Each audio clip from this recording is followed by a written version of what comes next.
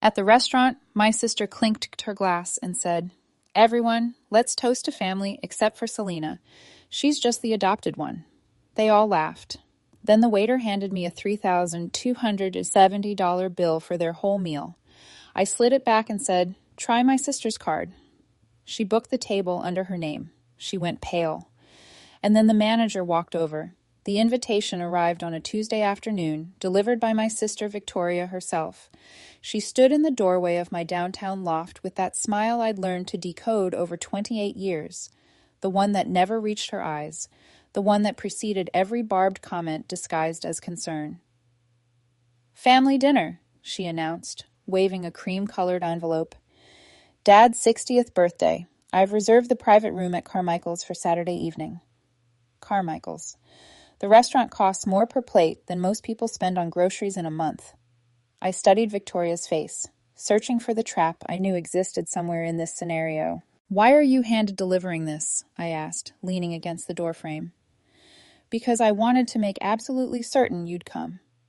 Her voice dripped with artificial sweetness. "It wouldn't be a proper celebration without the whole family." The word family landed with the weight she intended.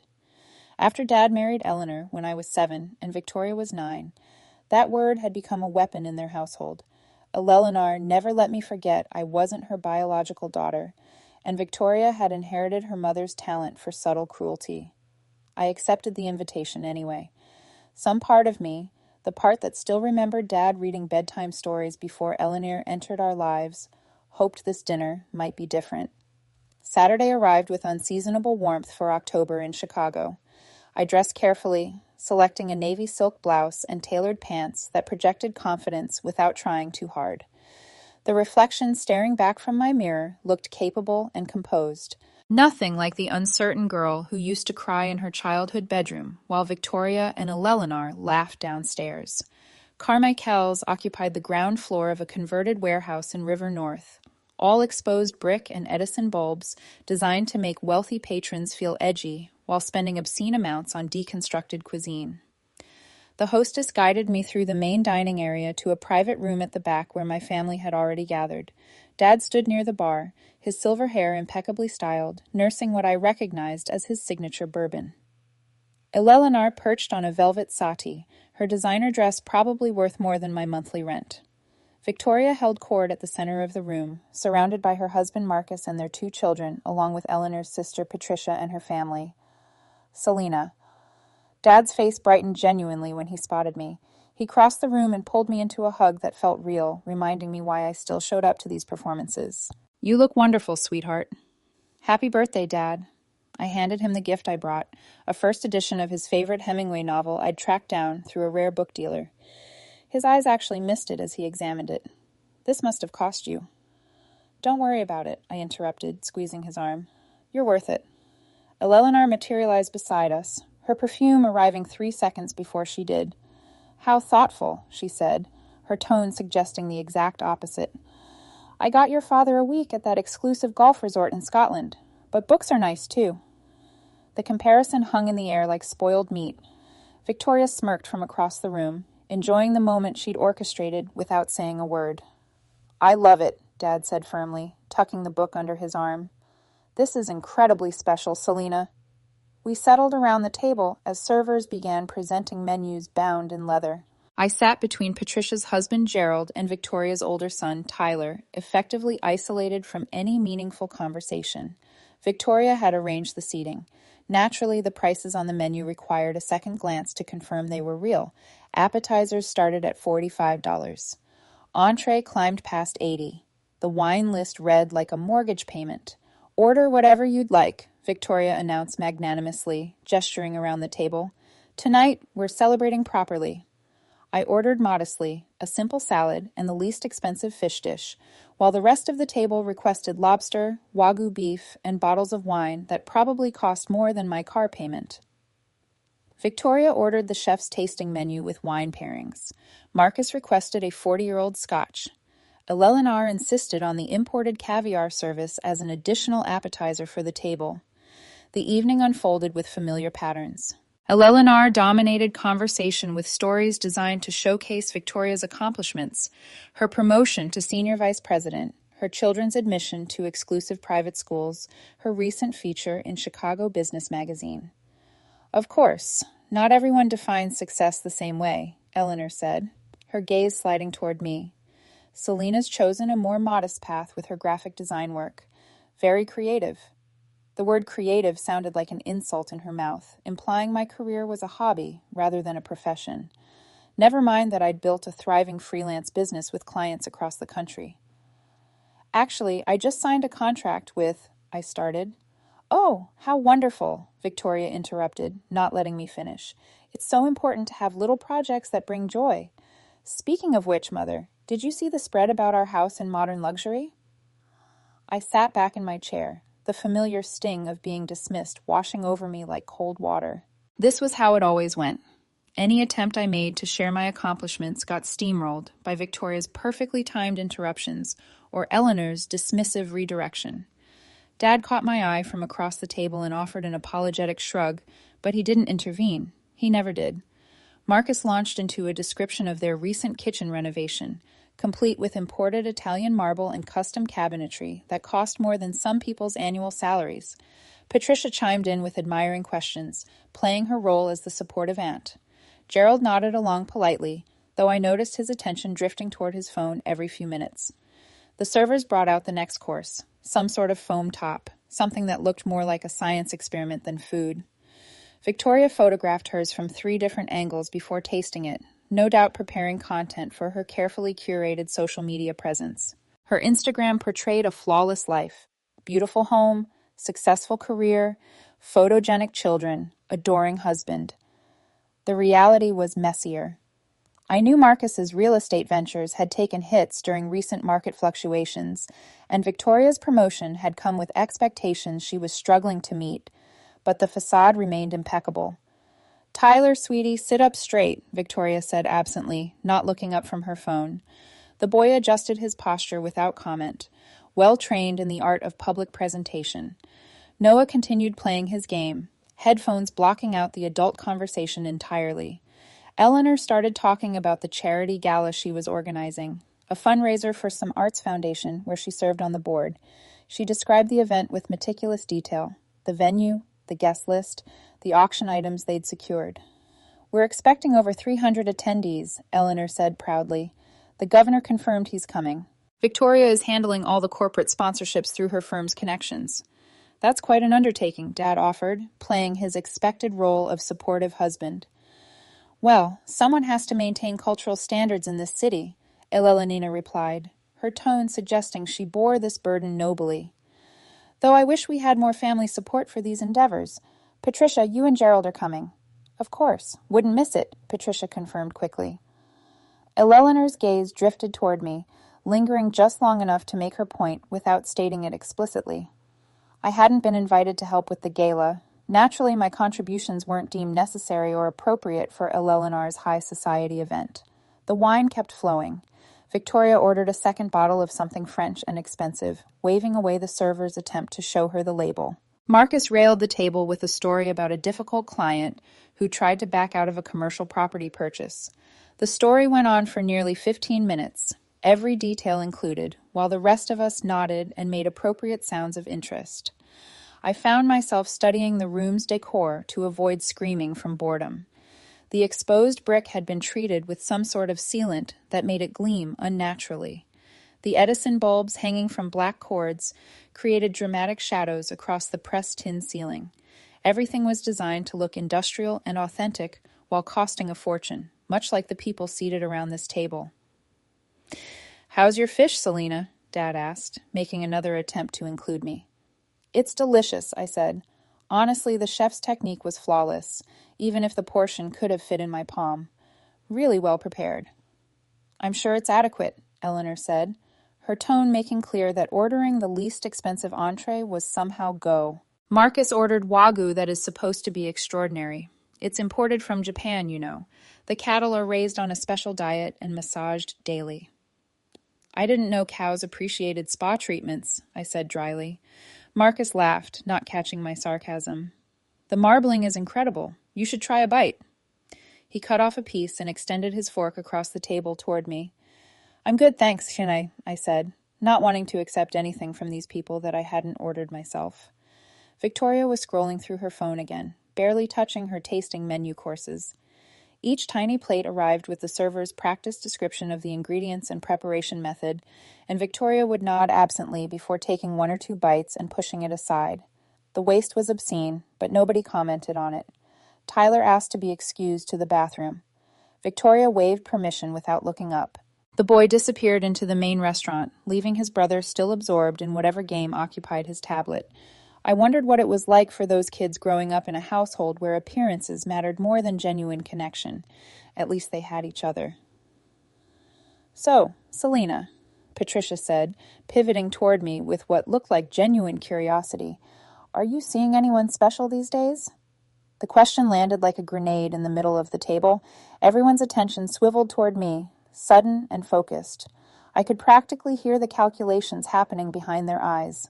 Poor Selena, nearly 30 and still single. Clearly something must be wrong with her. I'm dating casually, I said, keeping my tone light. Nothing serious at the moment. That's probably for the best, Eleanor said, her voice dripping with false sympathy. You're so busy with your little business. A serious relationship requires time and energy to nurture properly. The implication was clear. I was too focused on my inadequate career to attract or maintain a meaningful relationship. Never mind that I'd ended my last serious relationship because he'd expected me to make myself smaller to accommodate his ego. I'd learned that lesson and had no intention of repeating it. Victoria met Marcus at a charity function, Eleanor continued, shifting into matchmaker mode. Perhaps you should attend more social events, Selena. You can't meet quality people if you're always locked away in your apartment working. It's a loft, I corrected automatically, and I meet plenty of people through my work. Of course you do, Victoria said, finally looking up from her phone. Her smile was sharp. Though I imagine most of them are other freelancers, not exactly the same social caliber as corporate events. The judgment in her voice made my teeth ache, as if the value of a person could be measured by their job title or the formality of where you met them. I dated a lawyer once, a man who checked every box on Ellen or a Victoria's list of appropriate partners. He'd been boring, condescending, and assumed his career made him more important than mine. When I'd ended it, Victoria had called me foolish for letting a catch get away. Gerald cleared his throat uncomfortably. He'd been mostly silent throughout dinner, and I suspected he found these family gatherings as tedious as I did. Patricia had married him for his family's old money and connections, but Gerald himself seemed perpetually exhausted by the social performance his wife demanded. The servers cleared our main course plates and presented dessert menus, more expensive options, each dessert costing what a reasonable person might spend on an entire meal. Victoria ordered the chocolate soul that required 20 minutes preparation time. Ella Lanner selected a deconstructed tiramisu. Marcus wanted the cheese course with port wine. I declined dessert entirely, earning a disapproving look from Eleanor. Apparently, refusing to add another $40 to the growing bill was yet another social failing on my part. While we waited for desserts, Victoria launched into a story about Tyler's recent academic achievement. He'd scored in the 98th percentile on some standardized test. The entire table offered congratulations, praising Victoria's parenting and Tyler's obvious intelligence. Noah, still present but ignored, didn't look up from his game.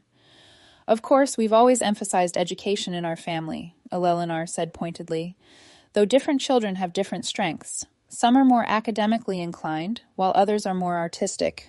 Her gaze landed on me again. I'd been an excellent student, actually, graduated near the top of my class, earned scholarships for college. But Eleanor had always dismissed academic achievements that didn't come from Victoria, finding ways to minimize or reframe them as less impressive. Dad shifted in his seat, his discomfort visible but not translated into action. How many times had I watched him recognize these moments of cruelty and choose silence over confrontation? How many years had I made excuses for him, telling myself he was trapped between Eleanor and me, that he was doing his best? The desserts arrived with ceremony. Victoria's soul was presented with flourish, the server explaining the delicate process of its creation.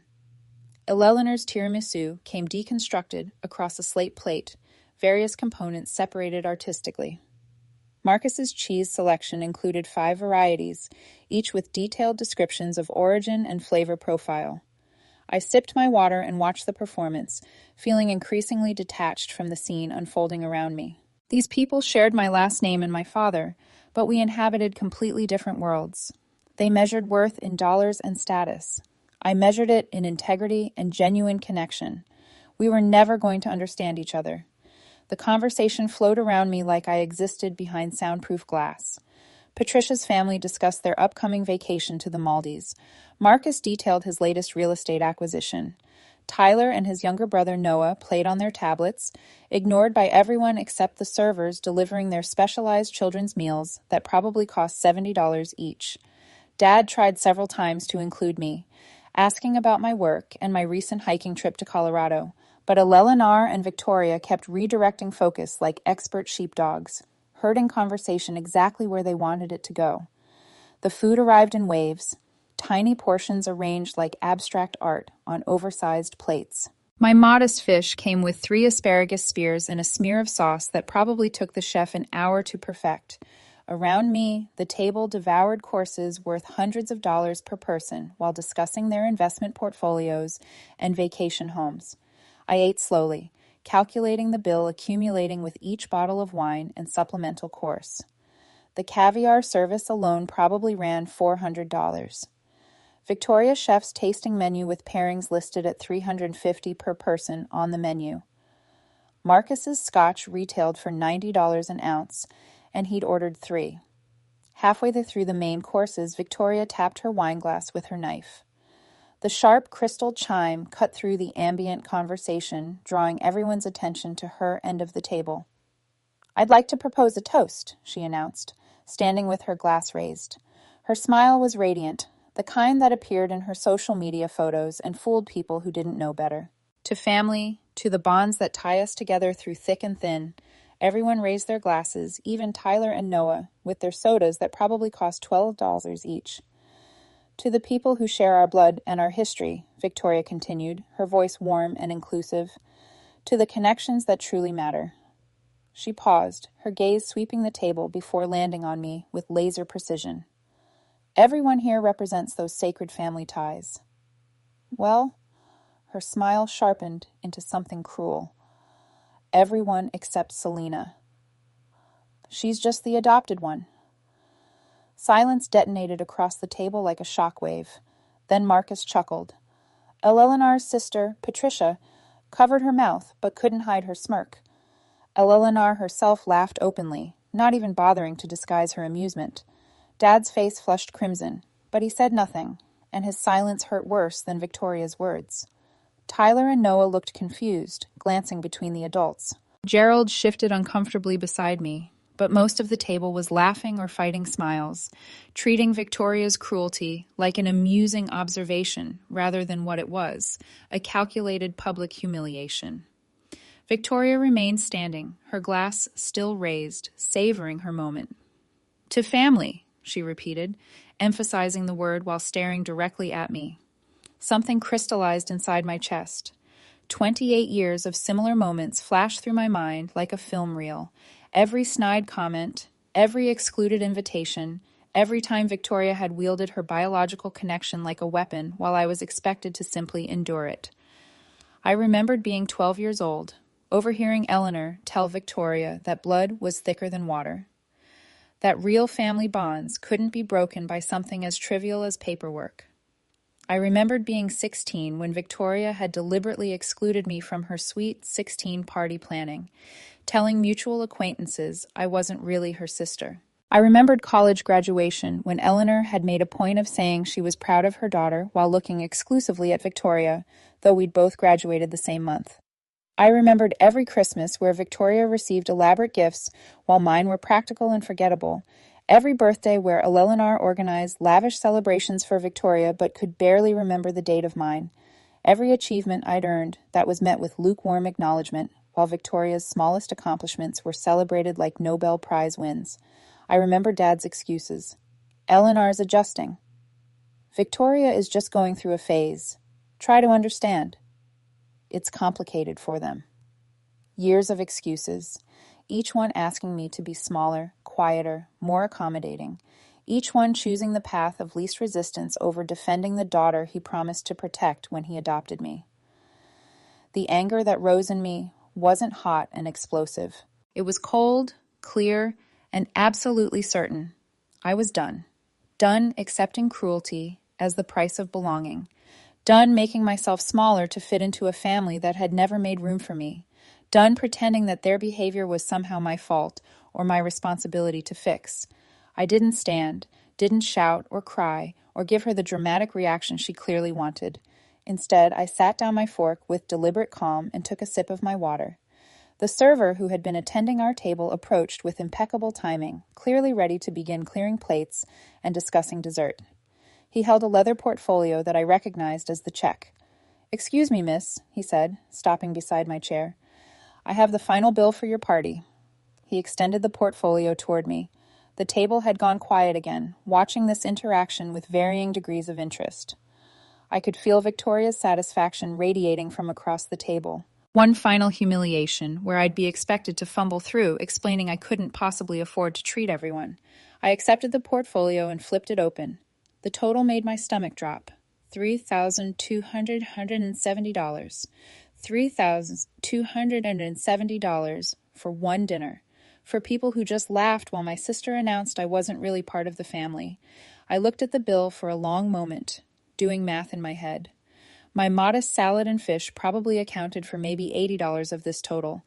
The rest belonged to people who'd spent the evening treating me like a tolerated outsider.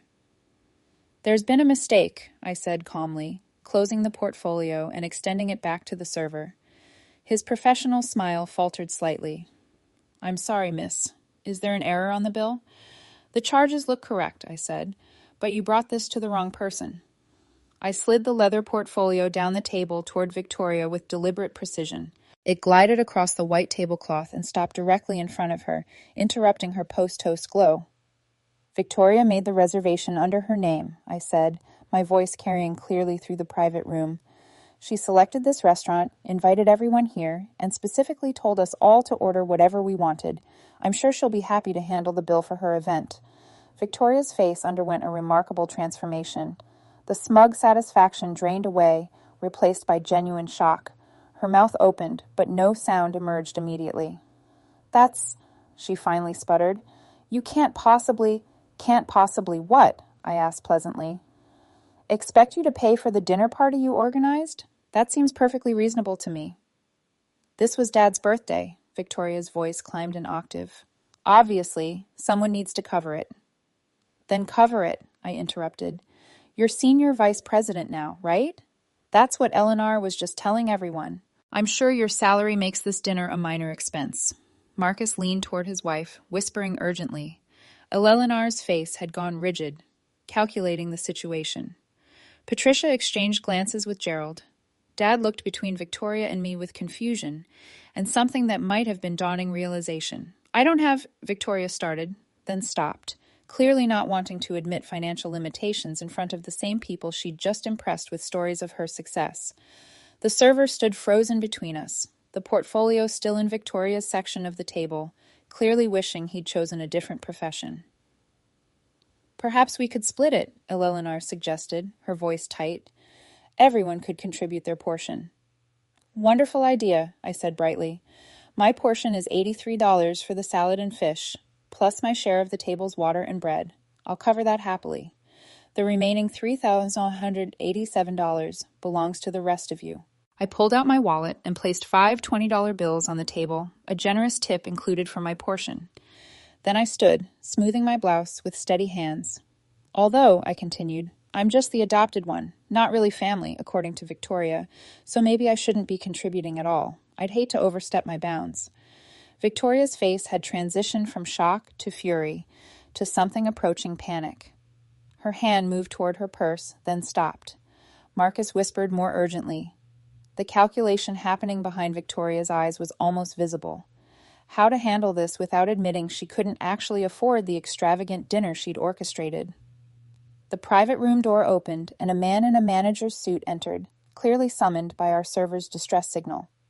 He was mid-40s, with perfectly styled hair and the practice calm of someone who dealt with wealthy patrons' problems professionally.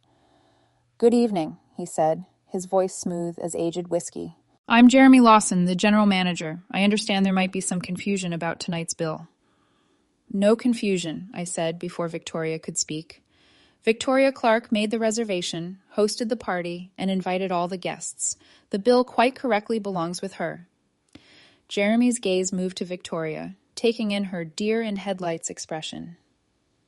"Miss Clark, you did make the reservation under your name and indicated in your booking that you'd be handling payment for the party." The blood drained from Victoria's face.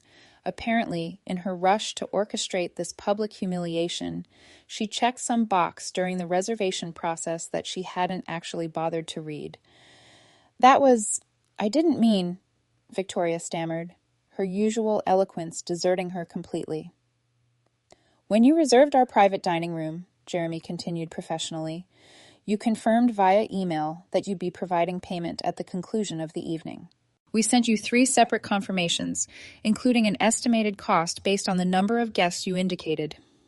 "Surely there's been some misunderstanding," Eleanor intervened, her voice sharp with authority. "My daughter wouldn't have agreed to cover an entire party's expenses." "I have the email exchanges if you'd like to review them," Jeremy said, pulling out a tablet. "Sent to Clark at harrisonfinancial.com. The reservation confirmation specifically states that the party host assumes responsibility for all charges incurred during the private dining experience." Marcus had gone pale now, too, clearly doing mental math on their bank account. Victoria looked between her mother and her husband like a trapped animal seeking escape routes. "This is ridiculous," Eleanor snapped. "Obviously, this was meant to be split among attendees." "Actually," Dad's voice cut through the chaos, quiet but firm, "I think Selena's right." Every head swiveled toward him. He'd stood from his chair, his expression harder than I'd seen in years. The mild-mannered father who usually let Eleanor and Victoria run roughshod over every situation had apparently reached some internal limit. "Victoria organized this dinner," Dad continued. "She selected this expensive restaurant, encouraged everyone to order freely, and made no mention of splitting the bill. If she made a reservation under her name and committed to covering it, then that's her responsibility." "Robert!" Eleanor gasped, her composure cracking. "You cannot possibly expect your daughter to—" "My daughter just announced in front of everyone that Selena isn't really family," Dad said, his voice gaining steel. "She humiliated her sister publicly at what was supposed to be a celebration. Maybe it's time Victoria learned that actions have consequences." The private room had gone completely silent, except for the ambient music filtering through the speakers. Tyler and Noah stared at their tablets, clearly wishing they could teleport somewhere else. Patricia and Gerald studied the tablecloth with intense focus. Victoria's eyes were bright with tears now, but I felt no sympathy. Those tears were born of embarrassment and panic, not remorse for her cruelty. "I don't have $3,000 in my checking account right now," Victoria finally admitted, her voice small. "The reservation system must have malfunctioned. I never intended to cover everyone's meals." "Then perhaps," Jeremy said smoothly, "we could arrange a payment plan. Carmichael's is happy to work with our guests to ensure—" "No need," I interrupted. Everyone looked at me with expressions ranging from hope to confusion. "I'll cover it." The shock rippling through the room was almost tangible. Eleanor's jaw actually dropped. Dad shook his head, starting to protest, but I was already pulling out my credit card. Not my regular one, but the business card I rarely used, except for major expenses. "Selena, you don't have to," Dad started. "I know I don't," I said, "but I'm going to anyway." I handed my card to Jeremy, who accepted it with professional grace despite the drama he'd just witnessed. As he processed the payment at the server station, I turned back to my family. "Here's what's going to happen," I said, my voice carrying that same calm quality it had maintained all evening. "I'm paying this bill because I can, not because anyone here deserves it, and I want everyone to remember this moment." I let my gaze move around the table, making eye contact with each person. Remember that the adopted daughter, the one who isn't really family according to Victoria, just saved you all from a humiliating situation. Remember that the person you've spent years treating as lesser just proves she's doing better than you assumed. Victoria flinched like I'd slapped her. "My graphic design work," I continued. "Those little projects Eleanor mentioned? I built a business that generated $400,000 in revenue last year. I own my loft outright. No mortgage. I have more in savings than most people earn in a year, but I've never felt the need to parade my success around like a trophy, because I don't measure my worth by making others feel small. Eleanor had gone ashen. Patricia stared at me with new calculation in her eyes. Marcus looked like he wanted to sink through the floor. Victoria, you wanted everyone to know I'm adopted, I said, finally addressing my sister directly. Fine, it's true. Dad chose me. He picked me out of every other kid he could have helped, and he brought me into his life because he wanted to, not because biology forced him to. Dad's eyes were wet now, his hand pressed against his mouth. You were born into this family, I told Victoria. You had no choice, but I was chosen. And right now, I'm choosing to walk away from people who think bloodlines matter more than how you treat each other. Jeremy returned with my card and receipt. I signed quickly, adding a 30% tip for our server who'd endured this circus. Dad, I said, turning to him, I love you. Happy birthday. But I won't be attending any more family gatherings where I'm treated like this. If you want a relationship with me, it'll be one-on-one from now on. He nodded slowly, understanding and regret warring across his features. I'm sorry, he whispered. I should have stopped this years ago. Yeah, I agreed gently. You should have. I collected my coat from the rack by the door. Behind me, the private room remained silent, except for the sound of Tyler asking his mother in a stage whisper if they were poor. Now, walking through Carmichael's main dining room toward the exit, I felt lighter than I had in years. $3,000 was a lot of money, but the liberation of finally speaking my truth was worth every penny. My phone buzzed before I reached my car. A text from Dad. Can we have lunch next week? Just us. I have a lot to apologize for. I smiled at the screen, relief loosening the last knot of tension in my chest. Another text followed immediately. Also, your mother would be so proud of you. I'm sorry I let you forget how much she loved you. My birth mother, the woman who died when I was 5, leaving Dad to raise me alone until Eleanor arrived. Tears pricked my eyes, but they were cleansing rather than painful. I texted back, lunch sounds good. And Dad, thanks for finally standing up for me tonight.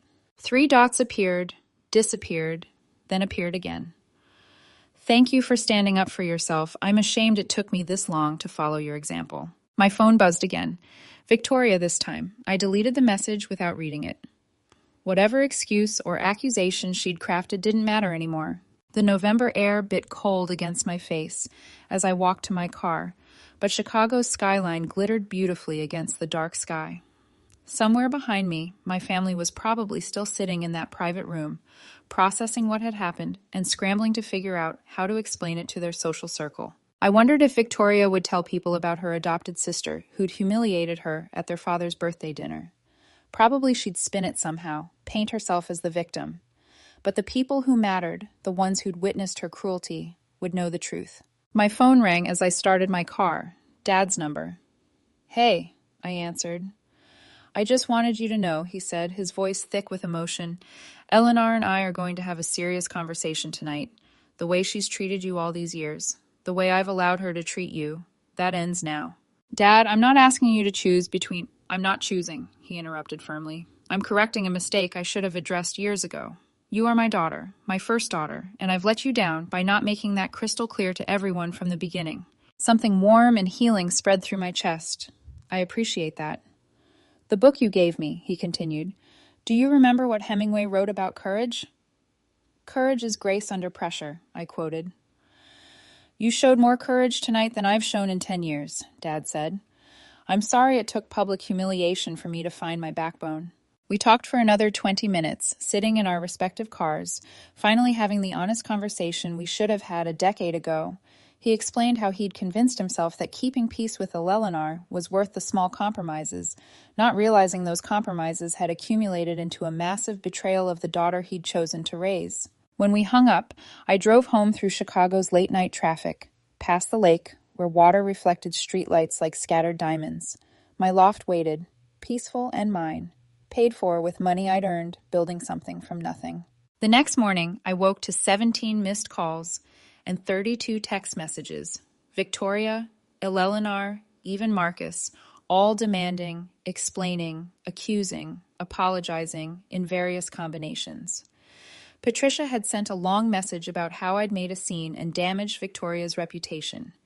Tyler had somehow gotten my number and sent a confused text asking why everyone was fighting.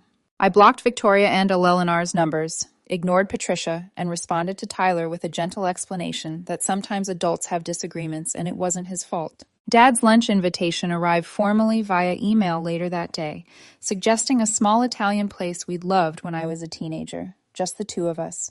No Eleanor, no Victoria, a beginning.